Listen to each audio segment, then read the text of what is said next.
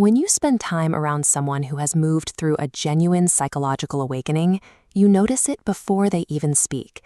Something in your mind quietly miscalculates their age, assuming late 30s, only to discover they are 52.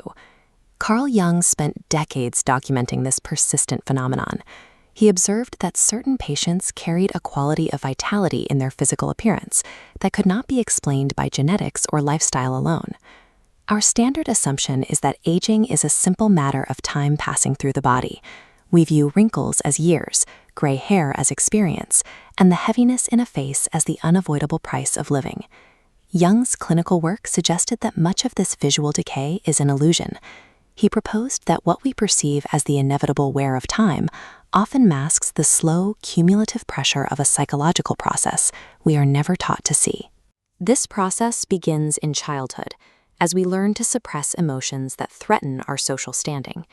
To survive our families and school systems, we push the unacceptable versions of ourselves underground. Jung called this accumulation, the weight of every truth we suppress to maintain peace.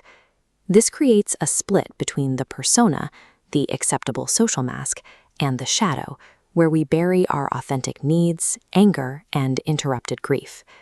This split requires massive metabolic energy. Every time you monitor your words or soften a reaction, you make a physiological micro-adjustment. This constant drain keeps the nervous system in a state of low-grade activation that never fully switches off. The body remains permanently braced. Across decades, this chronic bracing leaves marks that no skincare can touch. It manifests as a specific set in the jaw, a permanent tension around the eyes, and a baseline level of cortisol that structuralizes the face into a mask of exhaustion.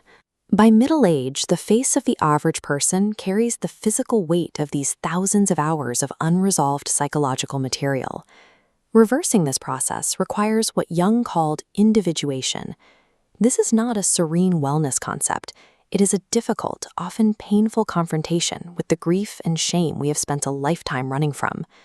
This confrontation is typically triggered by a crisis, a loss or betrayal that makes the performance of the false self impossible to maintain. The shift begins when the individual stops resisting their difficult emotions. They move from managing how they want to feel to allowing what is actually present to exist. This transition allows for the natural arc of emotion. When an emotion is allowed to move without interruption, it reaches a peak and then completes itself. Most people interrupt this cycle through suppression, leaving the emotion partly activated in their system indefinitely.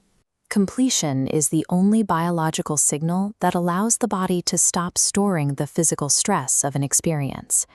When the arc finishes, the system can finally let go.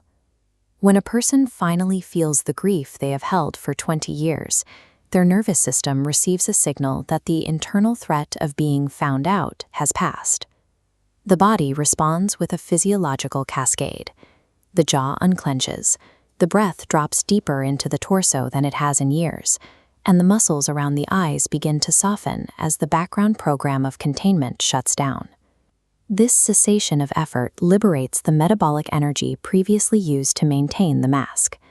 The body can now redirect those resources toward repair and cellular regeneration. As the chronic bracing disappears, the facial tissues settle into a more relaxed, open state. Over a period of months, this energy reallocation changes the face, removing the managed look characteristic of chronic stress. This quality of youthful aliveness results from the total absence of internal structural bracing, a state of being that cannot be manufactured through cosmetic intervention. Aging is accelerated by time scattering.